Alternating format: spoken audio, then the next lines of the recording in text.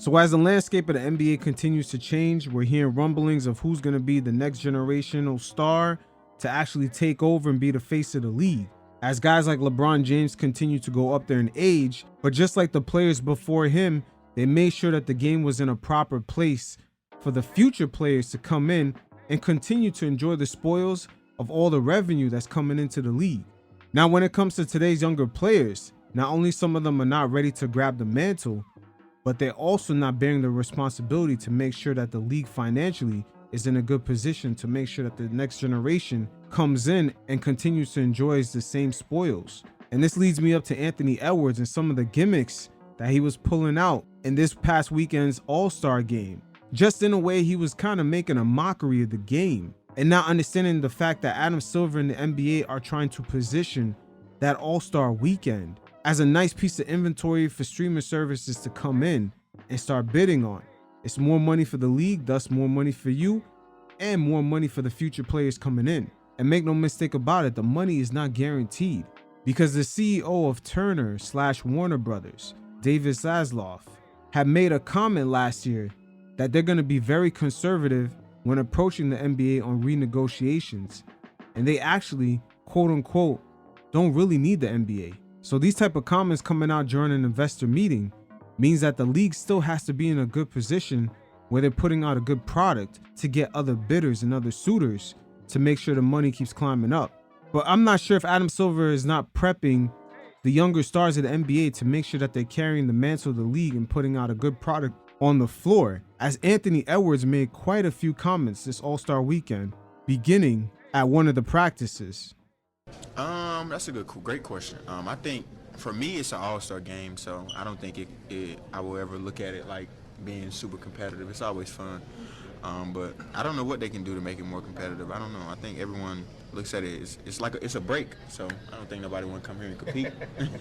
Edwards got to have a better poker face than that.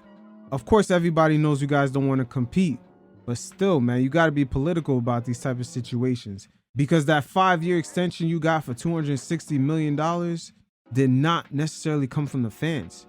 That's the corporate sponsors that allow you to cash those large checks. But his antics just didn't quite stop there. He also did another interview during a Saturday practice, and he seemed clueless about just the overall weekend and even the order of events. What you looking forward to? What event? Saturday night. Saturday night, what event? I don't even know the events. Skills, dunk, 3-point. That's tonight. That's tonight, right? That's tonight. Oh yeah, tomorrow. I'm tripping. Man, where you at, man? I'm tripping. Yeah, I'm looking forward to Cat being in a 3-point contest. 100%. Yeah. For sure.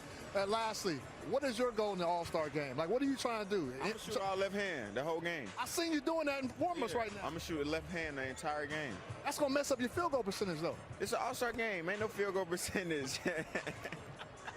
Do your thing, brother. Thank you for joining me, man. I don't know if Ant-Man was getting lit during the whole weekend, but damn, that shit was bad. He just did not give a fuck. But we got to understand, Silver was really desperate to try to leverage this All-Star game as a piece of inventory during the television negotiations, the same way the NFL leveraged their wild card weekend. The NFL got $100 million off of a wild card weekend. That's not even a real important part of the playoffs. The NBA is in a prime position to do the same, but the players are dropping the bag. Look at Adam Silver's stress during his annual All-Star Game presser about making sure that the players understood there has to be a level of competitiveness in this All-Star Game. And I think we sat down with the players and we listened to them. We said, all right, we have to return to basketball, back to basketball, so to speak. It's about the game, and that's ultimately how we're going to be judged. I think sometimes when you're in the market for an all-star game and you're having fun at all the events and the parties and all those other things, people often are saying to me, I've been doing this a lot of years, before the game even takes place on Sunday night, it's been a fantastic all-star weekend.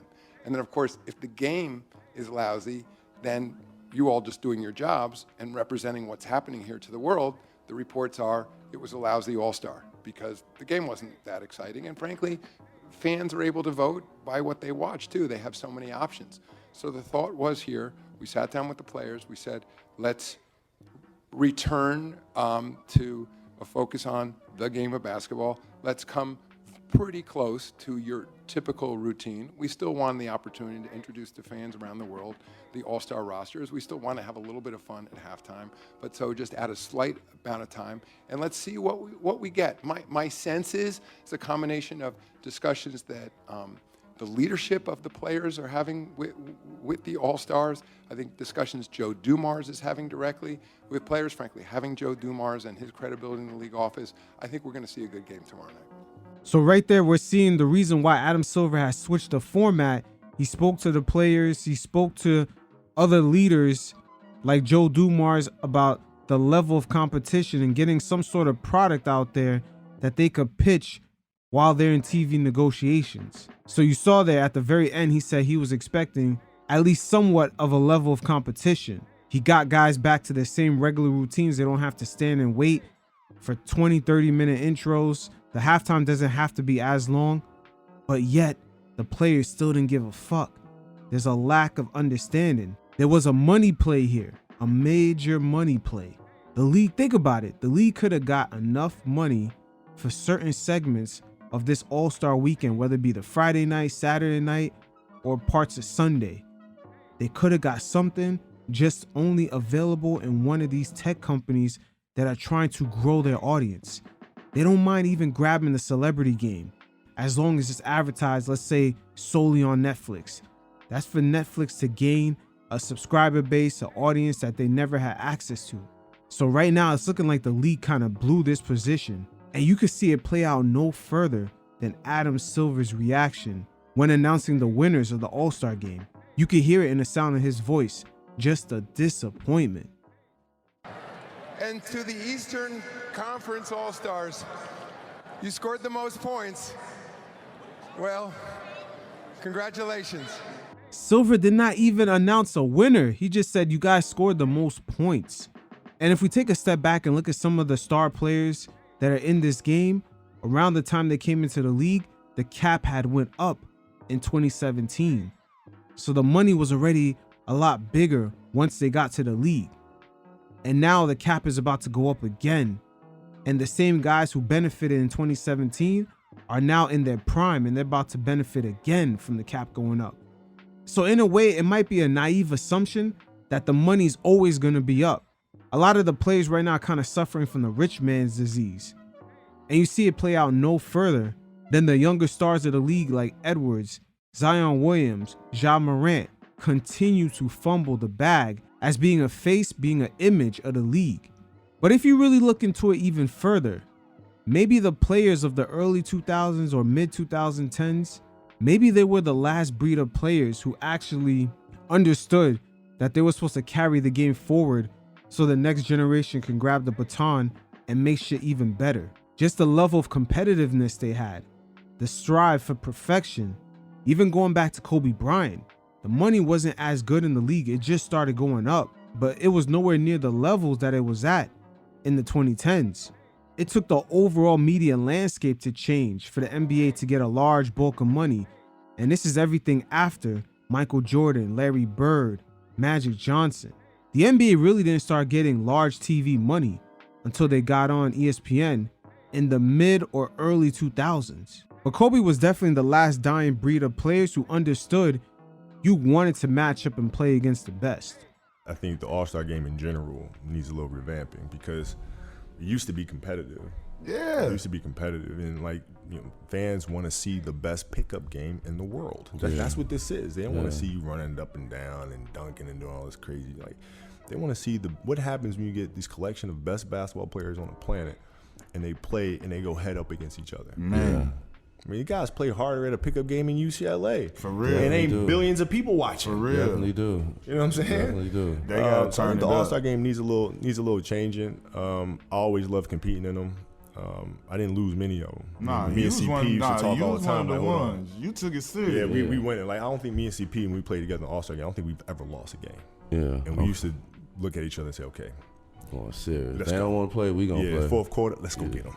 Yeah, just thinking back, that All-Star game when Kobe Bryant locked up LeBron, that's probably the last time we've seen real competitiveness in that fourth quarter. Jesus.